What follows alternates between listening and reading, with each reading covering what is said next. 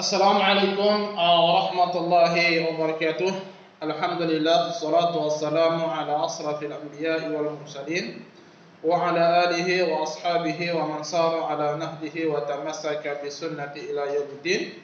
Asyhadu an la ilaha illallah wahdahu la syarika lah wa asyhadu anna Muhammadan abduhu wa rasuluhu wa ba'd.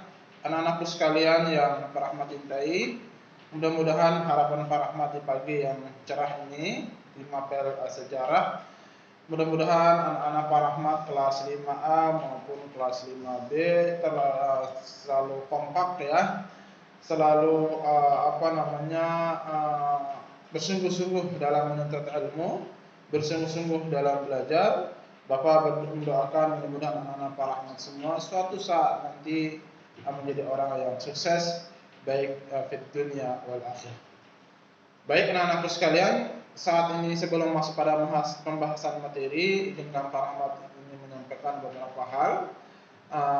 Teman-teman sekalian, di tempat kita khususnya di KAI masih banyaknya penyebaran COVID-19. Oleh karena itu selalu senantiasa himbauan dari para rahmat dan juga selalu senantiasa kita mendapatkan informasi baik dari pemerintah ya, untuk selalu senantiasa menjaga kebersihan, selalu senantiasa menggunakan masker, mencuci tangan, dan selalu senantiasa menjaga jarak dari keramaian orang.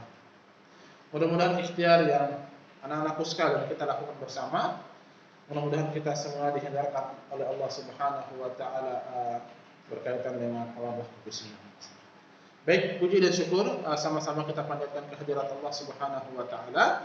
Salawat dan salam tetap tercurahkan kepada baginda Rasulullah sallallahu alaihi wasallam beserta dengan para keluarga beliau, para sahabat, para tabi'in, tabi'ut tabi'in, dan orang-orang yang selalu senantiasa istiqamah di atas manhaj beliau. Dan mudah-mudahan anak-anakku sekalian, kita Allah Subhanahu wa taala kelak nanti di akhirat dikumpulkan semua ke dalam surganya. Amin. Teman-teman kelas 5A, kelas 5B yang berbahagia, yang para rahmat cintai karena Allah, pada pembelajaran adab Islam, pada pembelajaran sejarah Islam ini, anak-anakku sekalian, kemarin kita sudah membahas berkaitan dengan perjanjian Hudaybiyah. Kemudian kita juga sudah bahas isi daripada perjanjian Hudaybiyah. Kemudian sekarang masuk pembelajaran yang kedua di semester yang kedua yaitu Fathul Makkah atau penaklukan kota Makkah yang terjadi pada tahun 8 Hijriah, yang sudah para rahmat Selasa pekan kemarin sedikit membahas berkaitan dengan Fathul Makkah. Kemudian anak-anakku sekalian, kemarin para rahmat sudah menyampaikan sebab penaklukan kota Makkah. Karena pas perjanjian Hudaybiyah tersebut, orang-orang Quraisy Makkah ya, yang mana isi perjanjian tersebut ada selama 10 tahun gencatan senjata. Tetapi baru berjalan beberapa tahun, orang-orang Quraisy melanggar sumpah tersebut, melanggar perjanjian tersebut, sehingga inilah salah satu daripada akibat sebab Rasulullah sallallahu alaihi wasallam untuk melakukan Fathul Makkah. Jadi anak-anakku sekalian, dalam perjanjian Hudaybiyah tersebut, kaum muslimin dan orang-orang Quraisy bersepakat untuk melakukan gencatan senjata selama 10 tahun. Berarti selama kurun 10 tahun tidak boleh peperangan, ya. Tetapi baru berjalan 2 tahun atau beberapa tahun kemudian, orang-orang Quraisy yang buat peraturan perjanjian tersebut, mereka sendiri yang melanggar.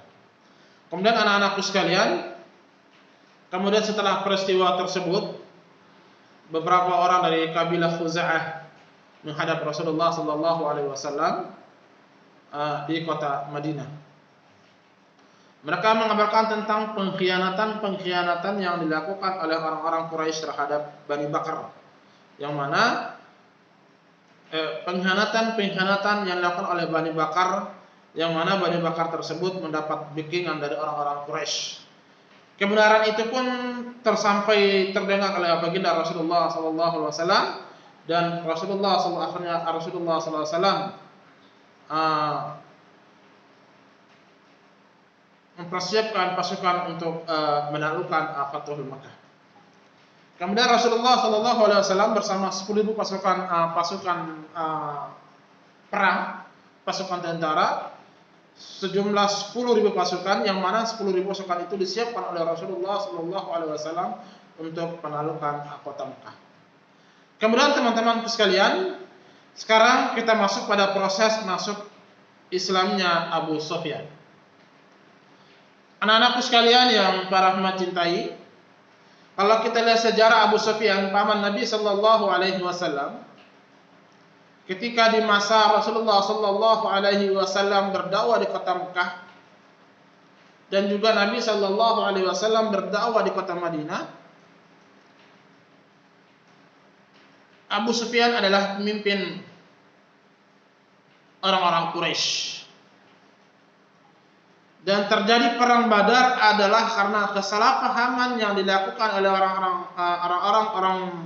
orang-orang Quraisy Mekah, sehingga terjadilah peperangan Badar. Ya, terjadilah peperangan Badar. Mana peperangan tersebut perang yang pertama, dan kaum muslimin bersama baginda Rasulullah sallallahu alaihi wasallam melakukan peperangan pertama kali dalam sejarah Islam. Kemudian anak-anakku sekalian, ketika Rasulullah sallallahu alaihi wasallam menakluk kota Mekah, Fathul Makkah, orang-orang kafir Quraisy selalu senantiasa dalam kesiagaan mereka. Karena khawatir, ya, karena pada saat itu orang-orang Quraisy, pemuka-pemuka orang-orang Quraisy banyak yang sudah masuk Islam. Di antaranya adalah Khalid bin Walid, Ammar bin As, kemudian sahabat-sahabat yang lain. Oleh karena itu, mereka dihinggapi rasa takut yang amat sangat mencekam. Abu Sufyan keluar untuk mencari informasi. Kemudian Abu Sufyan di perjalanan ia bertemu dengan Al-Abbas. Al-Abbas merupakan salah satu dari paman Rasulullah sallallahu alaihi wasallam yang sedang menaiki keledai. Al-Abbas mengajaknya menghadap Rasulullah sallallahu alaihi wasallam. Sesampainya di sana, beliau menawarkan Islam kepadanya. Ya. Lalu ia pun mengucapkan kalimat syahadat dan masuk ke Islam. Jadi Al-Abbas mengajak Abu Sufyan, salah satu paman Rasulullah SAW, menghadap Nabi, dan Abu Sufyan menyatakan Islam dan bersyahadat, asyhadu an la ilaha illallah wa asyhadu anna Muhammadar Rasulullah. Kemudian anak-anakku sekalian, selanjutnya Al-Abbas, paman Nabi SAW, berkata, wahai Rasulullah, sesungguhnya Abu Sufyan adalah orang-orang yang selalu gemar berbangga-bangga. Ya, Abu Sufyan adalah orang yang selalu gemar berbangga-bangga. Maka jadikan untuknya sesuatu. Jadi Al-Abbas sampaikan kepada Rasulullah, wahai Rasulullah, sesungguhnya Abu Sufyan adalah paman engkau yang sangat mencintai bergemar-gemar. Gemar berbangga-bangga, baik suku, baik keturunan, bangsawan, selalu dibanggakan oleh Abu Sufyan. Kemudian anak-anakku sekalian, Rasulullah Shallallahu Alaihi Wasallam menjawab apa yang disampaikan oleh paman beliau itu Al-Abbas. Baiklah, barang siapa yang masuk rumahnya Abu Sufyan, perhatikan. Ketika terjadi penaklukan kota Mekah, kata Rasulullah sallallahu alaihi wasallam, barang siapa yang masuk rumahnya Abu Sufyan, maka dia akan aman. Kemudian barang siapa yang menutup pintu rumahnya, maka dia akan aman. Dan barang siapa yang masuk di Masjidil Haram, maka ia pun aman dari orang-orang muslim. Kemudian anak-anakku sekalian, pasukan Islam masuk ke kota Mekah. Nabi Shallallahu Alaihi Wasallam kerinduan sangat mendalam ingin melaksanakan ibadah umrah, ibadah tawaf di Masjidil Haram. Pada perjanjian Hudaybiyah, beliau dilarang karena kecintaan, karena berlandasan mimpi Rasulullah sallallahu alaihi wasallam ingin melaksanakan tawaf di Baitullah. Tapi qadar Allah, review ke belakang, qadar Allah wa ma syafa'ala, pada tahun tersebut Rasulullah sallallahu alaihi wasallam tidak diizinkan oleh Abu Sufyan, oleh orang-orang Quraisy yang pada saat Abu Sufyan belum menyatakan Islam, untuk kembali lagi ke Madinah dan tahun berikutnya datang melaksanakan ibadah haji. Kemudian Rasulullah sallallahu alaihi wasallam masuk ke kota Makkah Al-Mukarramah dengan menundukkan kepala. Allahu Akbar.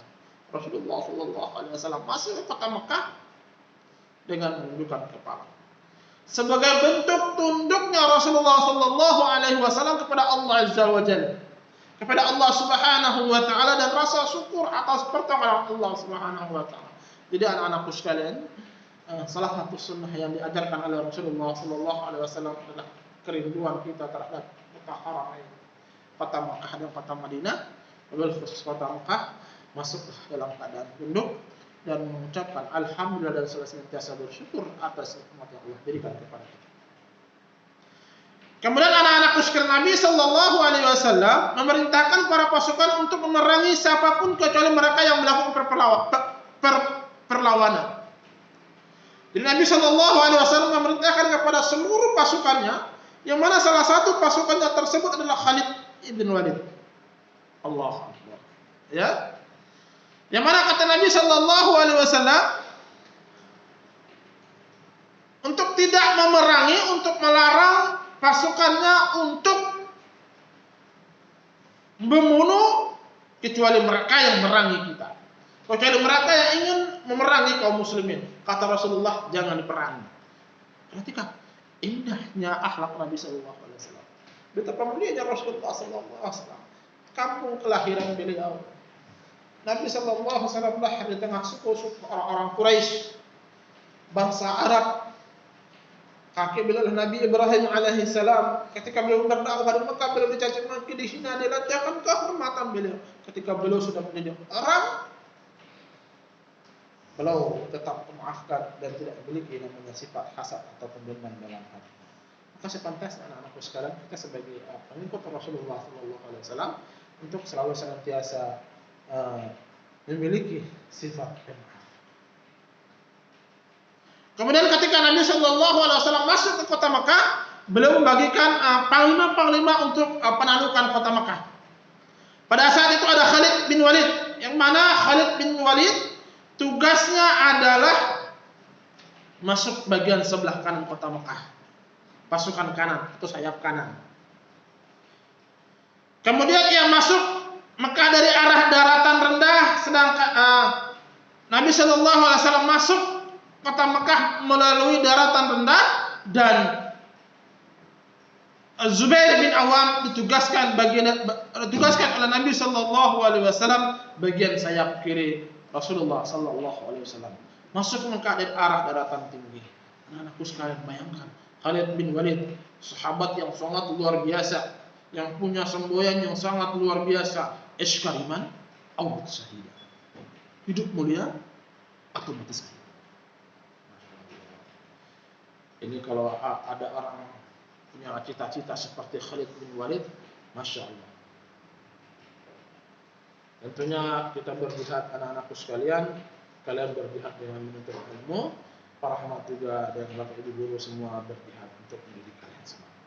Suatu saat nanti, ketika akidah kalian sudah kuat, ketika orang-orang kafir Quraisy, orang-orang kafir Yahudi, orang-orang Nasara ingin memerangi kalian, kalian sudah punya manhaj, punya benteng yang kuat, akidah kalian yang kuat, siap menghadapi zaman yang mana zaman tersebut lebih berat daripada zaman-zaman pada saat ini.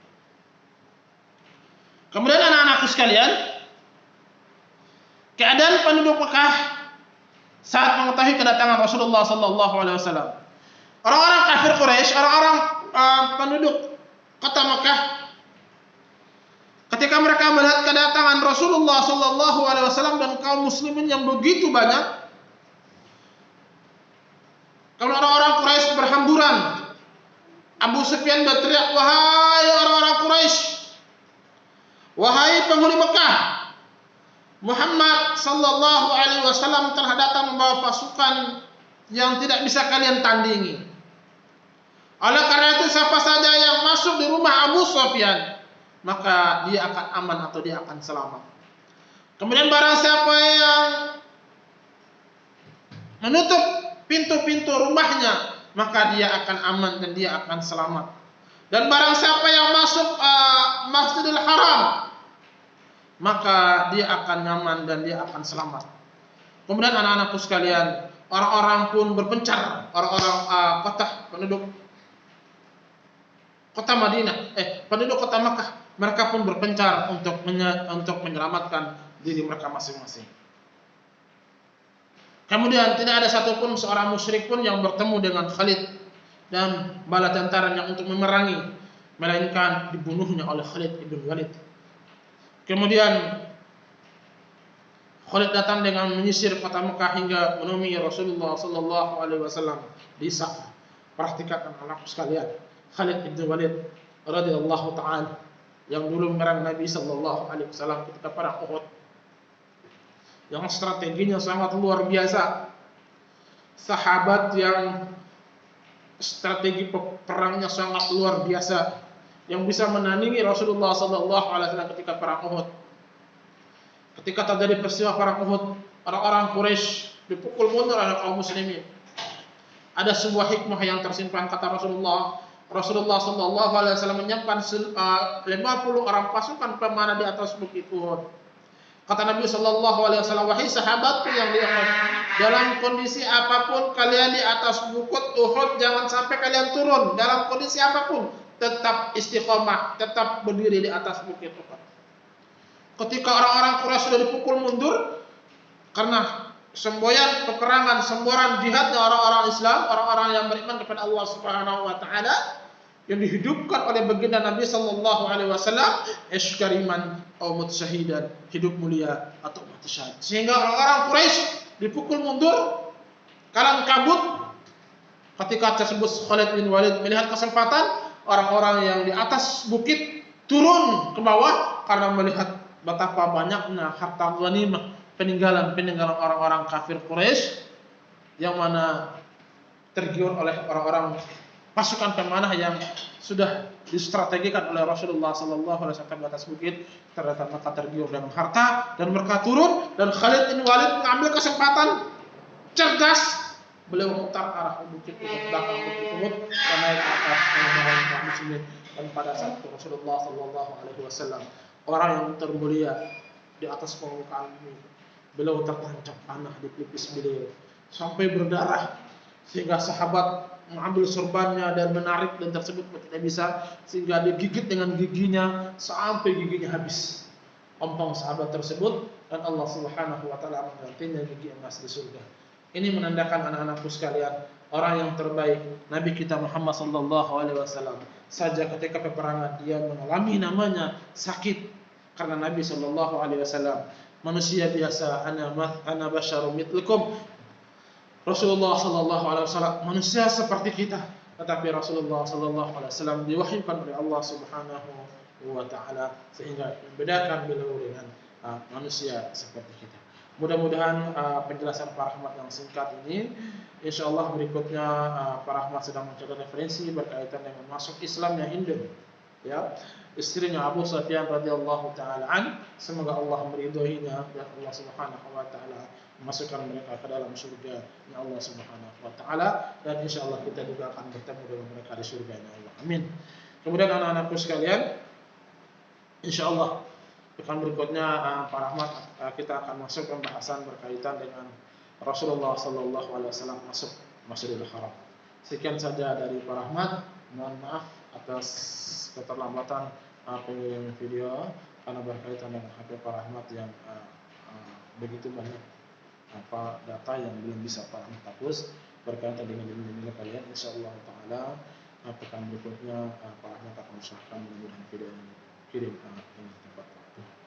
Baik teman-teman kelas 5A dan kelas 5B yang Pak Rahmat cintai, Pak Rahmat doakan mudah-mudahan kalian semua tetap sehat walafiat, tetap semangat belajar, tetap istiqamah, tekun. Mudah-mudahan itu akan menjadikan pahala buat orang tua kita semua. Kita tutup dengan doa kafaratul majlis. Subhanakallahumma wa bihamdika asyhadu an la ilaha illa anta astaghfiruka wa atubu ilaik. Assalamualaikum warahmatullahi wabarakatuh.